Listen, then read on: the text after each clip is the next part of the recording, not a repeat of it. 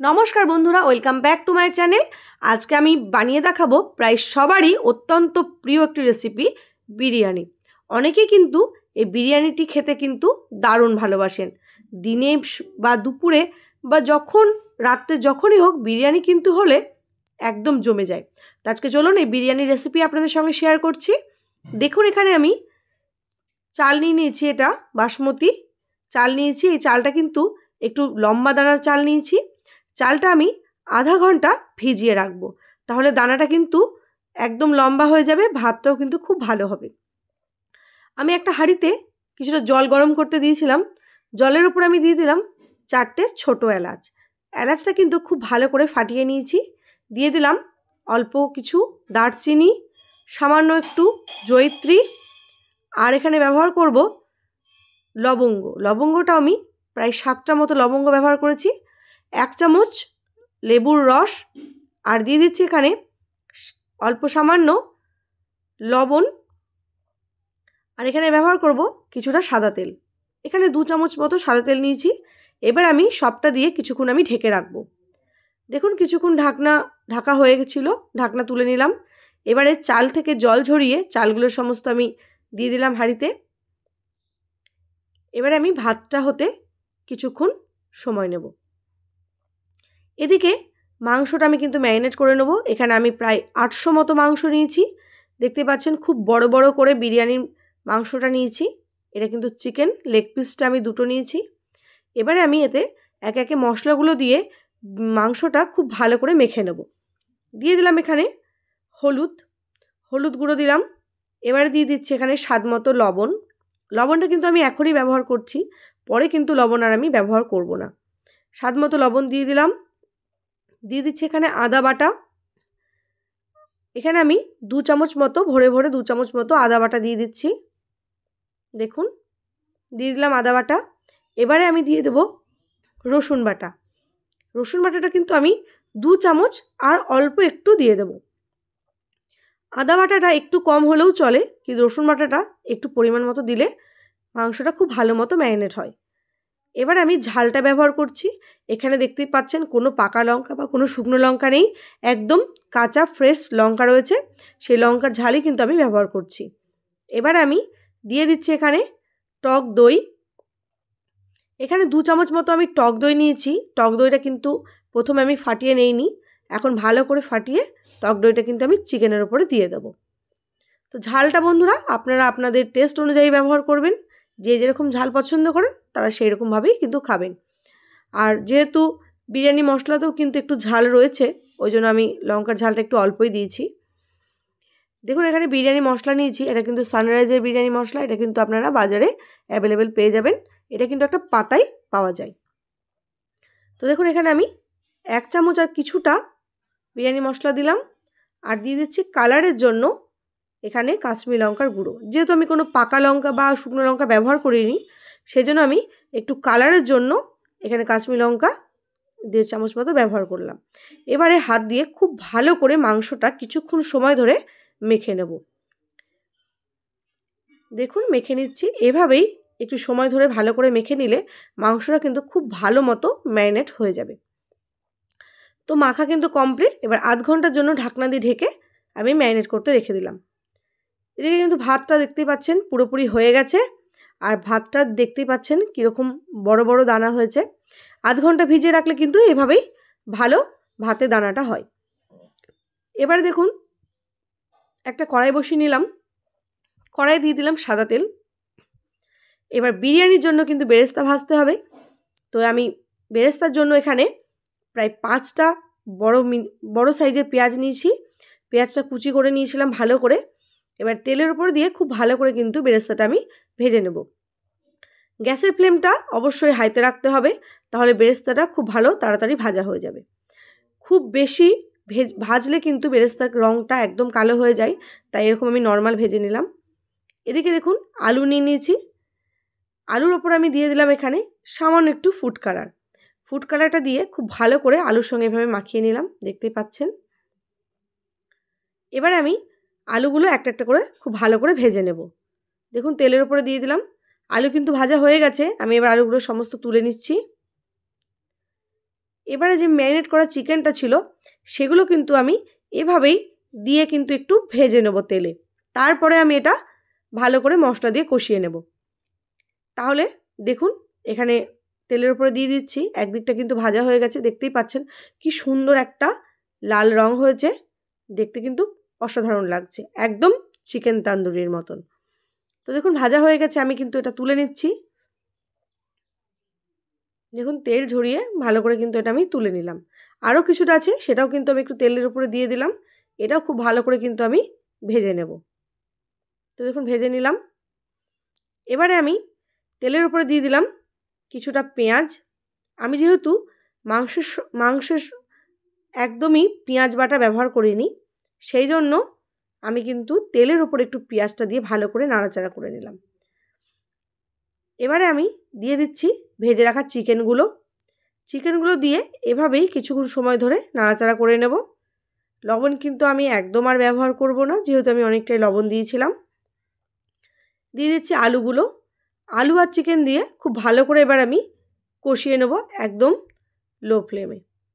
তাহলে কিন্তু চিকেনটা খুব ভালো মতো কিন্তু কষানো হয়ে যাবে। আর আমি কিন্তু চিকেনটা একদম পুরোপুরি রান্না করে তারপরে বিরিয়ানিটা তৈরি করব।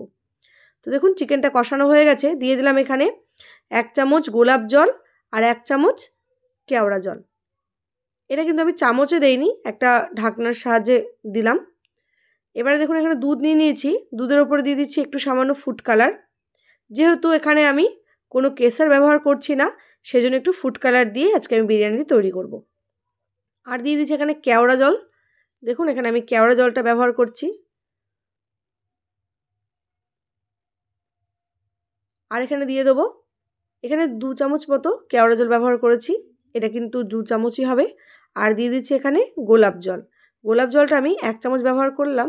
আর এখানে মিঠা আতর, এটা কিন্তু আমি 2 থেকে 3 ড্রপ মতো ব্যবহার করছি। এটা কিন্তু বেশি দিলে একদম স্বাদটা একদম অন্যরকম হয়ে যায়। আর দিয়ে দিব এখানে 1 চামচ মতো লেবুর রস, কিন্তু সেটা কিন্তু আমি পরে দেব। এবার দেখুন আমি ঘি নিয়ে নিলাম, আর একটা হাঁড়ি নিয়ে নিলাম যার মধ্যে আর কি বিরিয়ানিটা আজকে আমি তৈরি করব। তো ঘিটা দিয়ে খুব ভালো করে গোটা হাঁড়িতে দেখুন আমি কিন্তু মাখিয়ে নিচ্ছি, ঠিক এইভাবে। আপনারা এইভাবে ট্রাই করবেন, আপনাদের কিন্তু এটা খুব ভালো হবে। এবারে আমি কিছুটা তেজপাতা দিয়ে দিলাম। তেজপাতাটা ভালো করে এভাবে চারি সাইডে কিন্তু আমি দিয়ে দিলাম।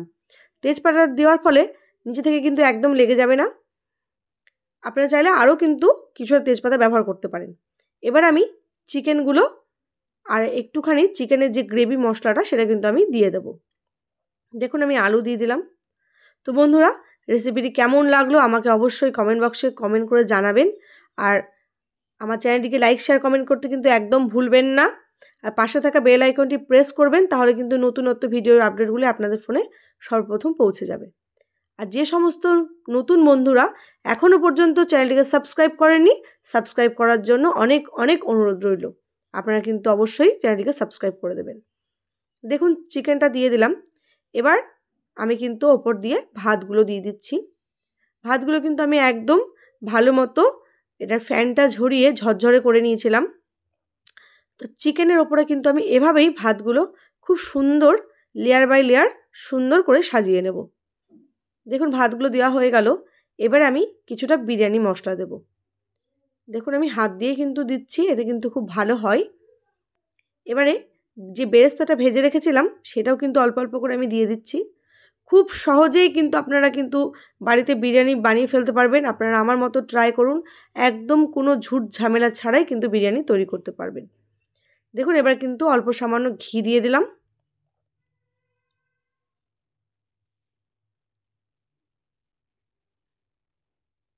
এবারে কিন্তু যে ফুড কালারটা ছিল সেটা কিন্তু এভাবেই চামচ দিয়ে আমি অল্প অল্প অল্প করে দিয়ে দেবো। তাহলে যে ভাতের যে কালারটা খুব ভালো হবে, একটু সাদাও হবে আর একটু হলুদও হবে, দেখতে কিন্তু দারুণ লাগবে। তো দেখুন দিয়ে দিলাম, আর সামান্য একটু লেবুর রস দিয়ে দিলাম, এতে কিন্তু এর ফ্লেভারটা দারুণ সুন্দর হয়। তো আবারও আমি কিন্তু এর ওপরেই আরেকটা ভাতের লেয়ার দিয়ে দেবো। তারপরে কিন্তু আমি আবারও কিন্তু চিকেন দেবো। তো দেখুন ভাতের লেয়ারটা দিয়ে দিচ্ছি। এভাবেই কিন্তু আমি সমস্ত ভাতটা খুব ভালো করে কিন্তু আমি সাজিয়ে নেব। আপনারা কিন্তু বাড়িতে কোনো জন্মদিন বা কোনো ছোটোখাটো অনুষ্ঠানে আপনারা কিন্তু খুব সহজেই কোনো ঝামেলা ছাড়াই এই বিরিয়ানিটি তাড়াতাড়ি তৈরি করতে পারবেন। দেখুন ভাতের লেয়ারের পর আমি কিন্তু দিয়ে দিচ্ছি চিকেনগুলো ঠিক এভাবে সাজালে খুব ভালো হয়। আর ভাতটা কিন্তু আমি একদম পুরোপুরি কুক করে নিয়েছিলাম, আর আমি চিকেনটাও কিন্তু খুব ভালো মতো কুক করে নিয়েছিলাম। তাহলে কি হয়, দমে খুব অল্প একটু রাখলেই কিন্তু বিরিয়ানিটা একদম রেডি হয়ে যায় এবং খুব তাড়াতাড়ি খুব সহজেই হয়ে যায়। এতে কিন্তু হাঁড়ির চারি সাইডে ভাতটাও একদম পুড়ে যাবে না বা চিকেনটাও কিন্তু পুড়ে যাবে না, খুব ভালো মতো কিন্তু এটা হয়ে যায়। যেহেতু ঘরোয়াভাবে এটা করা, সেহেতু এটা কিন্তু এভাবে করলে খুব তাড়াতাড়ি বিরিয়ানিটি কিন্তু তৈরি হয়ে যায়। তো দেখুন ভাতের লেয়ার কিন্তু আমি আরেকটা দিয়ে দিয়েছি, ওপর দিয়ে আবারও বেরেস্তা ঘি দিয়ে দিলাম, দিয়ে দিচ্ছি ওপর দিয়ে এভাবেই ফুড কালার। আপনারা কিন্তু চাইলে এতে কিন্তু কেশর ব্যবহার করতে পারেন দুধের সঙ্গে, আমি কিন্তু আজকে ফুড কালার ব্যবহার করছি। এবারে দিয়ে দেবো একটু সামান্য লেবুর রস, আর দিয়ে দিচ্ছি সামান্য মতো বিরিয়ানি মশলা। এই বিরিয়ানি মশলার যেহেতু একটুখানি ঝাল ঝাল রয়েছে, তো আমি ওপর দিয়ে একটু বেশি করে দিয়ে দিলাম, তাহলে খেতে কিন্তু খুব ভালো লাগে। আবার আমি খুব ভালো করে দিয়ে দিলাম। এবারে এটা আমি গ্যাসে চাপিয়ে দেবো দমের জন্য। তো দেখুন দমের জন্য আমি চাপিয়ে দিয়েছি, একটা থালা দিয়ে খুব ভালো করে ঢেকে নিয়েছি। চারি সাইডে কিন্তু ময়দা দেইনি, ময়দাটা দিলে কিন্তু ভালো হয়, কিন্তু আমি আজকে এটা একটা ভালো একটা ঢাকনা দিয়েই ঢেকে রেখেছিলাম। তো দেখুন বিরিয়ানি কিন্তু আমাদের একদম রেডি হয়ে গেছে, বুঝতেই পাচ্ছেন ভাপটা খুব ভালো বেরোচ্ছে। সেটা কিন্তু থালাতে আপনার দেখিয়ে দিলাম কীরকম ভাপ হয়েছে, আর এটা কিন্তু দেখুন দেখতেও কিন্তু অসাধারণ লাগছে। তো চলুন এবার আমি বিরিয়ানিটা একদম নামিয়ে নিই। এটা কিন্তু সুন্দর হয়ে গেছে, একদম দোকানের মতন খুব ভালো একটা বিরিয়ানি তৈরি হয়েছে। তো চলুন আমি আপনাদের দেখাচ্ছি।